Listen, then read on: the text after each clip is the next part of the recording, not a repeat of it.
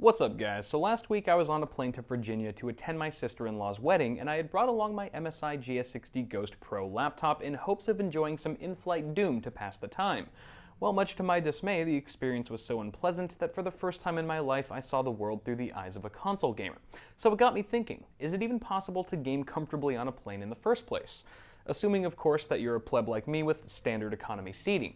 Immediately, I was determined to see how much fun one could have gaming 30,000 feet in the air. So in addition to covering Computex in Asia, which is where I am now, I began a side quest to try and create the best airborne PC gaming experience possible during my 13-hour flight from LA to Taiwan.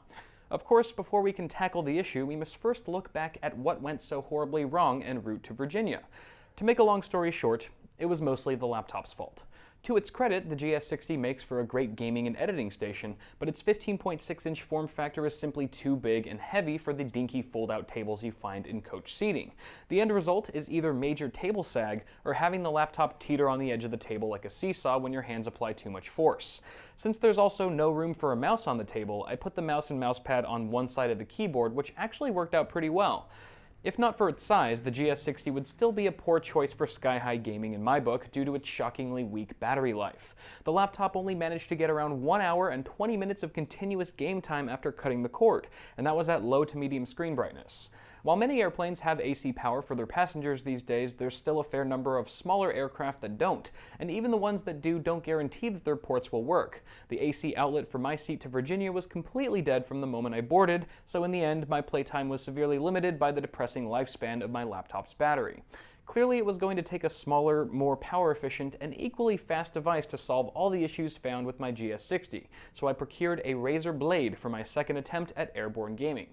Now, while a 15.6-inch screen is too large for plane use, no one wants to game on a tiny screen either, so I found the Blade's 14-inch screen to strike a nice balance between screen real estate and portability. With a resolution of 3200 by 1800, the IGZO capacitive touch display is crystal clear and pumps out outstanding color accuracy and contrast. I'm definitely not a fan of the screen's reflective tempered glass, but fortunately the cabin lights were turned off for most of my flight, so I wasn't bombarded with heinous amounts of glare. Since most of my playtime was spent in the dark, the Chroma RGB backlit keys were a welcome addition with a handful of lighting effects to boot. I found key travel to be a tad on the shallow side, but the keys are well sized and spaced apart to allow for fluid gaming. As with the GS60, I had to use my mouse directly on the laptop despite its smaller profile. In this cramped configuration, the Blade's narrower 10-keyless design brings your hands closer together, pointing inward, which, while tolerable, isn't quite as comfortable as having your arms straight out in front of you. Another thing to consider here is how sharp the laptop's industrial design is. Quite literally.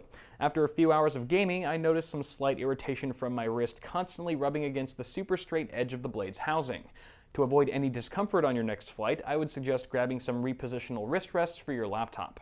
I was happy to find working AC ports on the way to Taiwan, but the Blade's battery life certainly offers peace of mind in situations where you're not so lucky. At medium screen brightness, the laptop managed around 5 hours of straight Doom gameplay, a much greater lifespan than the GS60, which is pretty impressive considering they're both using the same CPU, 16 gigs of RAM, and GTX 970M.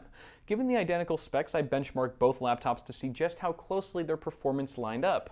In Firestrike Extreme, the Blade pushed out a score of 3,363 compared to the GS60's slightly higher 3,383. Testing Doom on high settings at 1080, both contenders performed more or less the same with no noticeable difference in gameplay experience between the two. However, while the GS60 gets pretty toasty under load, the Razer Blade does turn into a slab of molten lava after an hour or so of gaming. Had I known this going into my flight, I would have packed a portable laptop cooler to keep the heat under wraps. Now, apart from the laptop, equally important to my airbound gaming experience was my choice of peripherals. In the past, I've talked extensively about the Logitech G602, so I won't dive too deep into what makes it so awesome. But the key point here is to use a wireless mouse that prevents cable clutter and interference in an already claustrophobic gaming space. Just make sure you pack extra batteries or a charging cable in your carry-on. Also, if your pride will allow it, the wireless floating nature of gamepads are well suited for plane use, assuming you're not running a game that relies heavily on keyboard and mouse. My choice of headphones were the Soundpeats QY7, which is probably underwhelming to some of you hardcore gamers out there, but these Bluetooth earbuds were incredibly convenient given the circumstances. Not only were they much lighter and more portable than a set of cans, but not being tethered to the laptop allowed for free movement about the cabin and made getting up out of my seat a whole lot easier. One thing that could have made the solution even more enjoyable would have been some noise cancelling action to tune out the plane's roaring jet engine and the shrill cries of an infant in distress. On a final note, there are some things to consider that come with the territory of gaming on a plane, regardless of the hardware you choose. For starters, expect the steely armrests of your seats to take a toll on your elbows after a few straight hours of gaming. A working remedy I found was to use some spare shirts in your luggage or request a blanket from the airline for use as a cushion. Depending on the rigidity of your fold-out table, you also might experience some unpleasant table sag from the weight of your arms resting on your laptop. Again, shirts, blankets, and even pillows can be wedged between your legs on the table to prop it up and improve its overall stability.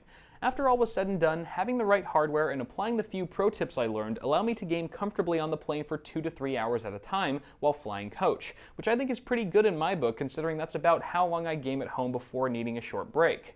Moving forward with what I know now, it's not unreasonable to think that investing in some wrist pads and finding a practical way to keep the laptop cool could extend my playtime even further. Certainly, a number of sacrifices need to be made when gaming in a seat that rivals the comfort of an electric chair. But with the proper devices and preparation, it seems you can still find ways to enjoy PC gaming from a sardine can in the sky. But what do you guys think? Let me know in the comments if you've ever made an attempt at in-flight gaming and what the experience was like for you. Also, before you go, don't forget to toss me a like on this video if you enjoyed it. Subscribe to the channel for more tech videos coming really soon, and I will see you guys in the next one.